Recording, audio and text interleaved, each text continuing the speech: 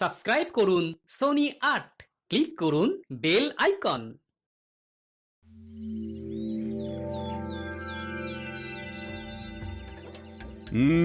সুপ্রভাত সবাইকে। তা বলো, সকলে এই 4 দিনের ছুটি কেমন কাটালে? আমার তো হিসেব করে করেই কেটে গেল মহারাজ। বাবা বাবা বাবা, তা খুব খরচ করে ফেলেছো বুঝি? আমার তো মোহর গুনে গুনেই কেটে গেল মহারাজ। তোমার তো অগুন্তি মোহর, সেক্ষেত্রে গুনতে তো হবেই। আমি মেয়ের বাড়ি গিয়েছিলাম মহারাজ। হ্যাঁ, ছুটিতে একটু না ঘুরতে গেলে হয়? আমি বাড়িতেই ছিলাম, খেয়েছিও কম, যাতে খরচ বেশি না হয় আমার সঞ্চিত ধন। হ্যাঁ, বেশি খেয়ে মোহর সব না উড়িয়ে দেওয়াই ভালো। যাই হোক, তাহলে দেখছি এই 4 দিন তোমরা সবাই খুব ভালোই কাটিয়েছো। হ্যাঁ, না মহারাজ, আমরা এই 4 দিনের ছুটি কেউ খুব ভালো করে কাটাই। মানে এই যে তুমি মেয়ের বাড়ি গিয়েছিলে, বৈদ্য এই ছুটিতে এত জিনিস কিনেছে যে হিসেব করেই কাটিয়েছে। সভাকবি বাড়িতে ছিল কিন্তু কম খেয়েছে, আর মন্ত্রী অগুন্তি মোহর গুনেছে। তাহলে সবাই তো মনের সুখে যে যার কাজ করেছে। মহারাজ, অনেক সময় মুখে শুনে যা ভাবা হয় তা ঠিক হয় না মহারাজ। আমি মেয়ের বাড়ি গিয়েছিলাম কিছু আনাজপত্র আনতে, যাতে বেশ কিছু মাস আমার বাজার করতে না হয়। কারণ এখন বাজারে জিনিসপত্রের যা আকাশ ছোঁয়া দাম মহারাজ। আমিও এই কদিনের ছুটিতে প্রচুর জিনিস কিনে তার দাম হিসেব করতে বসিনি মহারাজ। আমি হিসেব করছিলাম বেতন পেয়ে কোন খাতে কতটা খরচ কমিয়ে গোটা মাস জীবন ধারণ করতে পারবো। আমিও যাতে বেশি না খেয়ে তাড়াতাড়ি আনাজপাতি শেষ করে ফেলি, সেই জন্যই কম কম খাচ্ছিলাম। এরকমের কারণটা কি বুঝতে পারছি না তো। তোমরা তো সবাই যথেষ্ট পরিমাণে বেতন পাও, তাহলে আগে মহারাজ, অপরাধ নেবেন না। আপনার এই বেতনে এখনকার যা পরিস্থিতি, তাতে আমাদের মাস চালানো খুব দুষ্কর হয়ে যাচ্ছে। মহারাজ, আপনি বেতনের দিকটা একটু ভাবলে ভালো হয়। বেতনের দিকটা ভেবে দেখবো মানে কি বলতে চাইছো? বেতন বাড়ান মহারাজ, বেতন বাড়ান। অসম্ভব, অসম্ভব। এই তো বিগত 4 মাস আগেই বেতন বাড়িয়েছি। তোমরা সবার কাজের পাশাপাশি উপরি আয়ের ব্যবস্থা করো। উপরি আয়? মহারাজ, মাথা ঠান্ডা করুন। একটু ভাবুন মহারাজ, একটু ভাবুন। আমি তোমাদের কথা অনেক ভেবেছি, এবার তোমরাও আমার কথা একটু ভাবো। আমি বেতন বাড়াতে পারছি না, আর আজকের মতো এখানেই সভা শেষ করছি। তোমরা সবাই এসো। বেতন বাড়ানোর কথা বলতেই সবার কাজ শেষ করে দিলেন। এ আবার কেমন ব্যবহার?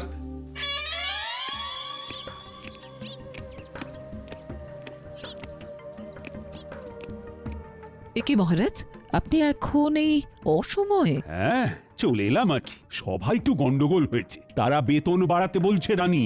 যা বেতন পাচ্ছে তাতে নাকি জিনিসপত্রের বাজারে যা আকাশ ছোঁয়া দাম, তাতে হচ্ছে না। আপনি কি বলেছেন শুনি? আমি বলে দিয়েছি বেতন বাড়ানো এখন অসম্ভব। আমি ওদেরকে বলেছি উপরি আয়ের ব্যবস্থা করতে। সে কথা শুনে সবাই কি বললেন? সবাই আকাশ থেকে পড়লো। একটা কাজ করুন না মহারাজ, আপনার পশ্চিম দিকের যে মাঠটা রয়েছে সেইখানেই ওদের জন্য কিছু ব্যবস্থা করে দিন না। তা তোমার কথাটা মাথায় থাকলো, তবে 2 দিন বাদে বলবো। আগে দেখি ওরা কে কি করে। বেশ। গিন্নি, ও গিন্নি। বলো। এ কি গো গিন্নি, তুমি শুয়ে আছো? শরীর খুব খারাপ নাকি? দেখি দেখি।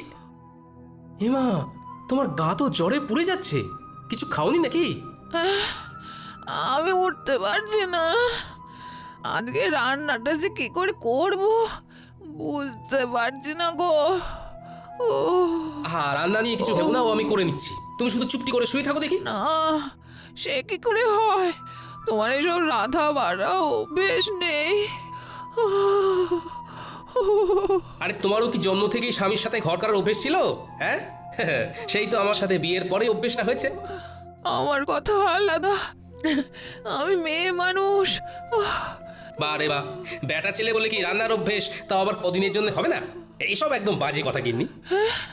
তাও আমার খারাপ লাগবে। তুমি এখন থামো তো গিন্নি।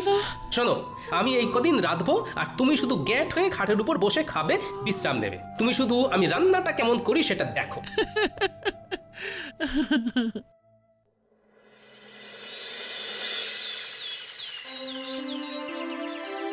সুপ্রভাত।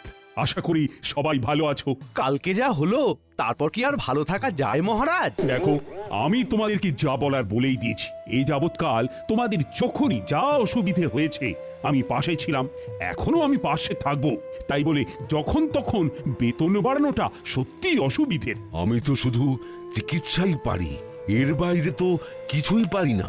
তাই তাই কিভাবে যে উপরি হায় হবে অন্য কিছু করে সেইটাই মাথায় আসছে না। মহারাজ যদি একটু উপায় বলে দেন। সেই আমাকেই উপায় বলতে হবে? আচ্ছা, দেখছি।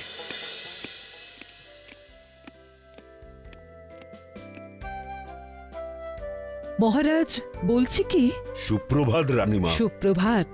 আশা করি সকলে ভালো আছেন। ভালো নেই, খুব সমস্যায় আছি রানীমা।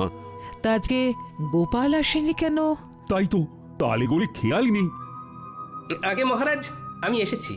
এ কি গোপাল, এত দেরি হলো যে? তোমার শরীর ঠিক আছে তো? আমার শরীর তো ঠিক আছে, কিন্তু কিন্তু আমার গিন্নির শরীর ভালো নেই। তাই ঘরের কিছু কাজ সামলে রান্না করে আসতে গিয়ে দেরি হয়ে গেল। এই রে ও গোপাল, কটা শাড়ি আর চুড়ি এনে দেবো নাকি? গোপাল, তাহলে সুগৃহিণী দক্ষ রাধুনী হয়ে গেলে নাকি? দরকার পড়লে যদি হই তাতে মন্দ কি বলুন? সকলে চুপ করুন, বরং আপনারা গোপালকে দেখে শিখুন। সে স্ত্রীর শরীর খারাপে নিজে এগিয়ে এসেছে, স্ত্রীর কষ্টটা বুঝেছে। ঠিকই তো, না কষ্ট বুঝলে হয়? এই বৈদ্যমশাই, আপনি আজই গোপালের বাড়ি গিয়ে ওনার স্ত্রীকে দেখে আসবেন। গোপাল, সত্যি তোমার তুলনা হয় না। থাক, অমন মেয়ে মানুষের কাজ করে আমার সুখ্যাতি পাওয়ার দরকার নেই।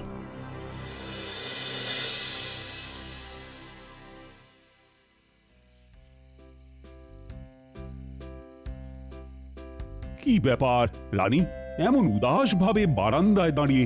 ভাবছি গোপাল গিন্নির কত ভাগ্য ভালো। কেন? এই যে সে এমন এক স্বামী পেয়েছে যে তার সব দুঃখ কষ্ট বোঝে। আর তোমার স্বামী বুঝি সেটা বোঝে না? না, কিছু কিছু সময় বোঝে, আবার কিছু কিছু সময় বোঝে না। আচ্ছা, বুঝেছি। তোমার মন পেতে গেলে আমায় তাহলে একদিন লুকিয়ে লুকিয়ে ঠাকুরদের সরিয়ে তোমাকে রেঁধে খাওয়াতে হবে, তাই তো? আপনি রাঁধতে পারবেন? কি জানি, তবে চেষ্টা করে দেখতে পারি। আমার মনে হয় আপনি আর আপনার সভাসদেরা, মানে গোপাল বাদে কেউ রাঁধতে পারবেন না। এত বড় অপবাদ দিও না রানী।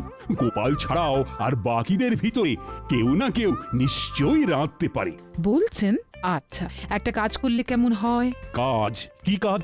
আপনাকে ওই দিন বলছিলাম না, আপনার পশ্চিম দিকের মাঠটায় ওদের কিছু একটা উপরি আয়ের জন্য ব্যবস্থা করে দিন। হ্যাঁ, তার সাথে এর কি সম্পর্ক? শুনুন, আপনি আপনার সভাসদদের বলুন তারা ওই মাঠটায় নিজের ইচ্ছে মতো তৈরি করা খাবারের দোকান ওই বিকেলবেলার দিক থেকে রাত্রিবেলা পর্যন্ত দিতে পারেন। তাতে কি লাভ হবে? তাতে এনাদের উপরি আয়ও হবে। সবার কাজ শেষ করে তারা অনায়াসে খাবার দোকান খুলে খাবার বিক্রি করতেই পারবেন। হ্যাঁ, দারুণ বলেছে তো। আচ্ছা, তাই খাবারগুলো কি সভাসদেরই বানাতে হবে? এমন কোনো কথা আছে কি? মানে যেহেতু তুমি তখন ওই রান্নার প্রসঙ্গ তুলেছিলে, তাই জিজ্ঞাসা করছি। সেই খাবারগুলো সভাসদেরই বানাতে হবে এমন তো কোনো বাধ্যবাধকতা নেই। তারা চাইলে তাদের স্ত্রী বা বাইরের কারো সাহায্য নিতেই পারেন। তবে যারা নিজের হাতে খাবার বানিয়ে বিক্রি করবেন তাদেরকে পুরস্কার হিসেবে 2 থলি করে মোহর দেওয়া হবে। রানী, তোমার প্রস্তাবটাকে আরেকটু পরিবর্তন করে দিই। সভাসদের এমন বলি, বেশ কিছুদিন ব্যাপী পশ্চিম দিকের বড় মাঠটায় একটা ভোজন মেলার আয়োজন করতে চাই। তাই আমার ইচ্ছে, আমার সভাসদেরা এই ভোজন মেলায় হরেক রকম খাবারের পসরা নিয়ে খাবারের দোকান দিক। তার মধ্যে যে সভাসদেরা নিজের হাতে রান্না করবে তারা প্রত্যেকে পুরস্কার বাবদ 2 থলি করে মোহর পাবে, এবং যে সভাসদের খাবারের দোকানে সব থেকে বেশি বিক্রি হবে সে পুরস্কার স্বরূপ 5000টা মোহর পুরস্কার পাবে। অতীব উত্তম। শুধু শুধু উপরি আয়ের জন্য ওনারা সবাই খাবারের দোকান খুলতে রাজি নাও হতে পারেন, তার থেকে পুরস্কারের কথা বলে মেলায় খাবারের দোকান খোলার প্রস্তাব দেওয়াটা একদম উপযুক্ত। আপনি কালকেই ঘোষণা করে দিন মহারাজ। ভাবছি আমিও যদি দোকান দিই তাহলে আমাকে পুরস্কার দেবে বলো তো রানী? তা আমি কি জানি।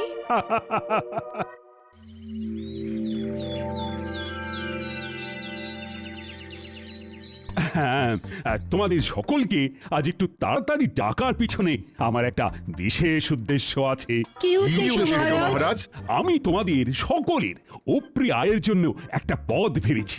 বাহ বাহ বাহ, বাহ কি উপায় আপনি ভেবেছেন মহারাজ? আমি আমার পশ্চিমের মাঠটায় একটা ভোজন মেলার আয়োজন করতে চাই। সে অতীব ভালো, কিন্তু মেলায় গেলে তো খাবার কিনতে কিনতেই প্রচুর খরচ হয়ে যাবে। তাহলে এভাবে আমাদের উপরি আয় হবে কি করে মহারাজ? নিজের দোকান থেকে খেলে ব্যয় হবে না মন্ত্রী। নিজের দোকান মানে? আপনি কি ওই মেলায় আমাদের দোকান দিতে বলছেন মহারাজ? একদম ঠিক। আমি চাই পশ্চিমের মাঠে আয়োজিত সারা কৃষ্ণনগর ব্যাপী ভোজন মেলায় সাধারণ প্রজাদের পাশাপাশি আমার সভাসদেরাও খাবারের দোকান দিক। দোকান দিলে উপরে আয় হবে বটে, কিন্তু দাঁড়াও দাঁড়াও, আমার ঘোষণা এখনো শেষ হয়নি। আমি ঠিক করেছি আমার সভাসদদের ভিতরে যারা নিজেরা হাতে করে খাবার বানিয়ে বিক্রি করবে তারা প্রত্যেকে 2 থলি করে মোহর আমার তরফ থেকে পুরস্কার পাবে। আহা, দাঁড়াও, এখনো তো কথা শেষ হয়নি। আর যে সভাসদদের দোকানে সব থেকে বেশি বিক্রি হবে সে আমার তরফ থেকে পুরস্কার বাবদ 5,000 মোহর পাবে। তার মানে খাবার বেশি বিক্রি করতে পারলে 5,000 মোহর পুরস্কার, আর নিজের হাতে খাবার বানাতে পারলে 2 থলি মোহর পুরস্কার। আবার নিজে খাবার না বানাতে পারলেও অন্য কারুর সাহায্য নিয়ে উপরি আয়ের জন্য দোকান দেওয়া যাবে, তাই তো মহারাজ? একদম। এই মেলা প্রায় মাসখানেক চলবে। তাহলে তোমরা কি ভাবছো? মানে আমার প্রস্তাবে কি রাজি হবে? আমি রাজি মহারাজ। আমি দোকান দিতে রাজি, যদি হেরেও যাই বাজি। আমিও রাজি। আমিও দোকান দেব। মহারাজ, দোকান না দিয়ে সবার দোকানের খাবার চেখে দেখার জন্য কোনো পুরস্কার নেই না? মন্ত্রী ইয়ে মানে মহারাজ, আমিও সবার মতো দোকান দেব তাহলে। বেশ, তাহলে সবাই প্রস্তুত হয়ে নাও। দিন 7 পরেই শুরু হবে ভোজন মেলা। ও হ্যাঁ, মনে আছে তো সবার, কালকে আমাদের ছুটির দিন, রাজসভা বন্ধ। হ্যাঁ মহারাজ।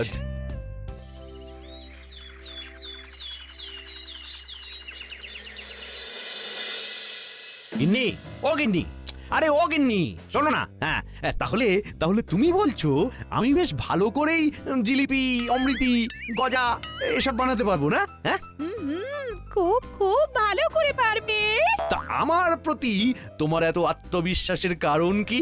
আরে বাবা, জিলিপি অমৃতি বানাতে গেলে শুধু ময়দার মিশ্রণটা এই টকবকে গরম তেলের ভিতরে ভালো করে প্যাঁচ দিয়ে গোল গোল আকৃতি করে পাক দিলেই তৈরি হয়ে যায়।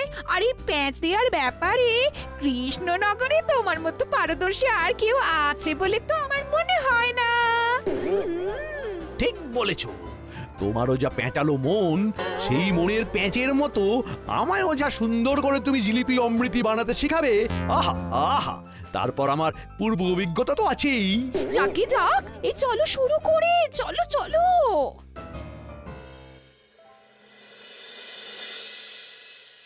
বলি, ও গোপাল, আমার দ্বারা এসব হবে না। আমি আগে কখনো রান্না করিনি। হবে না মানে? সব হবে। তুমি নিজে না একজন বিজ্ঞানী, তুমি এরকম করলে হবে? চেষ্টা করলে সব হয় বন্ধু। আগে গোল গোল লুচি বানাতে শিখতে হবে, তারপর আলুর দম। গিন্নির থেকে সব জেনে এসেছি। এর থেকে সূত্র বা কোনো যন্ত্র আবিষ্কার করা অনেক সহজ। মেলা বেলা হয়ে যাচ্ছে বন্ধু। ইস, এরকম যদি কোনো যন্ত্র থাকতো যার দ্বারা আপনা আপনি খাবার হয়ে যেত। আগে লুচি আলুর দমটা শেখো, তারপর তুমি ওরকম যন্ত্র আবিষ্কার করো, কেমন? না, মানে কোনো ইয়ে টিয়ে নয়, চুপচাপ কাজে নামো। তুমি তো জানোই আমি ছড়ার পাত্র নই।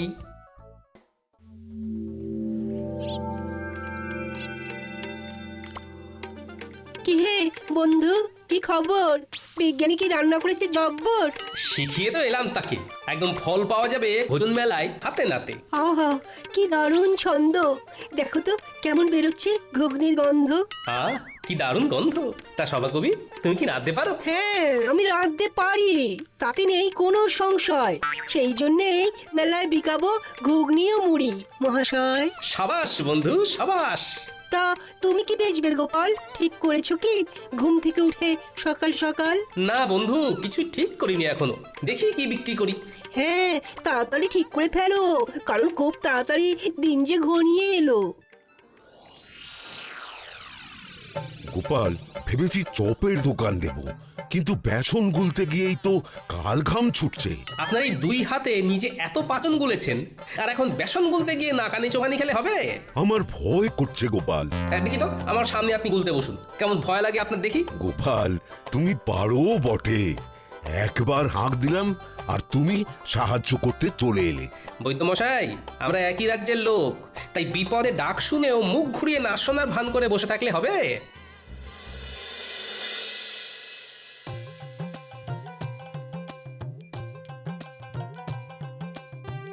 হ্যাঁ গো, এলে? হ্যাঁ হ্যাঁ, মোটামুটি সবার বাড়ি একবার করে ঢু দিয়ে এলাম, বুঝলে গিন্নি। দেখলাম মোটামুটি সবাই একদম জোর কদমে রান্নার প্রস্তুতি নিচ্ছে। তা তুমি কি বানাবে কিছু ঠিক করলে? এমনিতে বাড়ির রান্না তো বেশ ভালোই করছো। সেটাই তো এখনো ঠিক করে উঠতে পারিনি। সবাই মোটামুটি সেই গতে ধরা রান্নাই করছে। না, আমায় একটু অন্যরকম কিছু ভাবতে হবে। দাদু, ও দিদা, এক ঘটি জল দাও না। কি ঝাল, কি ঝাল! আর খাবো না, না কুলছি কাল বলছি, আর খাবো না। উফ, বাপরে বাপ! দাঁড়া দি, কিন্তু কি খেয়েছিস বলতো? ফুচকা। আমার বাবা শহরে গিয়েছিল, তাই ফেরার পথে ওখান থেকে এনেছিল ঝাল ঝাল ফুচকা। জানো তো দাদু, এখানকার কেউই ফুচকার তেমন নাম শোনেনি। গিন্নি, ও গিন্নি, ফুচকার দোকান দিলে কেমন হয়? খুবই ভালো হয়। সেইবারে খুকির বাড়িতে গিয়ে খেলাম, শহর থেকে জামাই এনেছিল, অসাধারণ। কিন্তু তুমি কিভাবে বানাই শিখবে কি করে? এখনো হাতে 4-5 দিন সময় আছে গিন্নি। শহরে গিয়ে শিখে আসবো কালকে, তারপর ভোজন মেলায় ফুচকা বিক্রি করব। আহা, শুধু খাবারের মেলায় কেন, গোটা কৃষ্ণনগরে তুমি বিক্রি করবে। এখানকার কেউ জানেই না ওই ফুচকার নাম। ভালো লাগলে না, এই প্রচুর প্রচুর বিক্রি হবে। তা ঠিক, আর মহারাজ এটাও বলেননি যে খাবার শুধু ভোজন মেলাতেই বিক্রি করতে হবে। আমি কিছুক্ষণ দোকানে থেকে ফুচকা তৈরি করে ঠেলা গাড়ি নিয়ে ফুচকা বিকোতে বেরিয়ে যাব।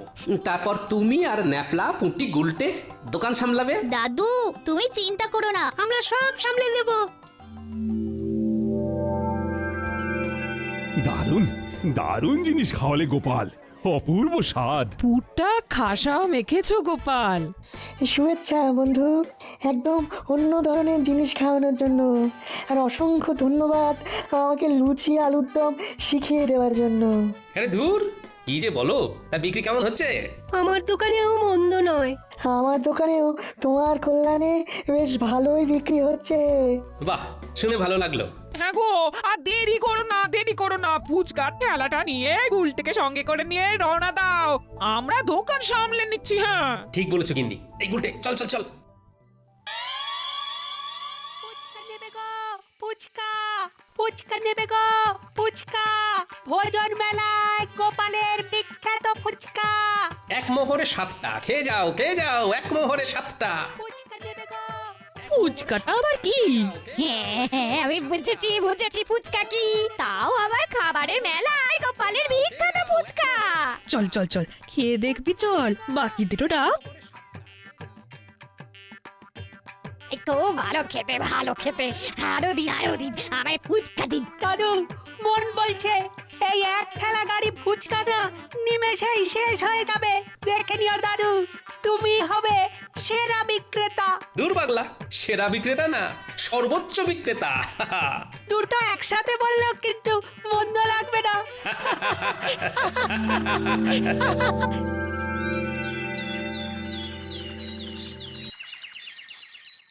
গোনো গোনো খাজাঞ্চি গোনো, কার কত আয় হলো দেখি।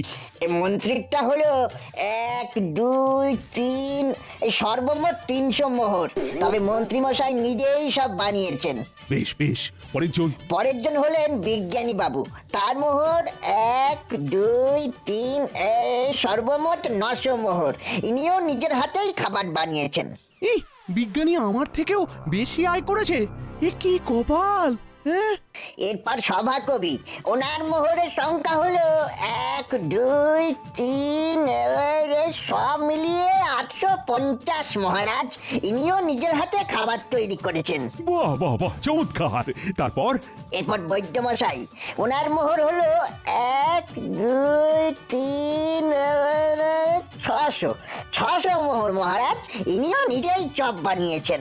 এরপর গোপাল, মোহর হলো এই 1 2 3 7,000 7,000 মোহর মহারাজ। ওরে বাবা! সাবাস গোপাল সাবাস, তুমি বিজেতা।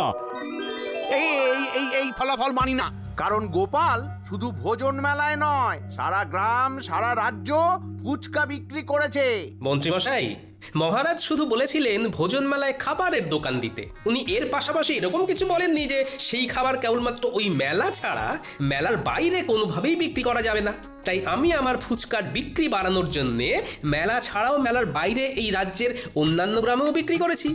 সুতরাং আমি জানি আমি কোনো অন্যায় বা অসততার কাজ করিনি।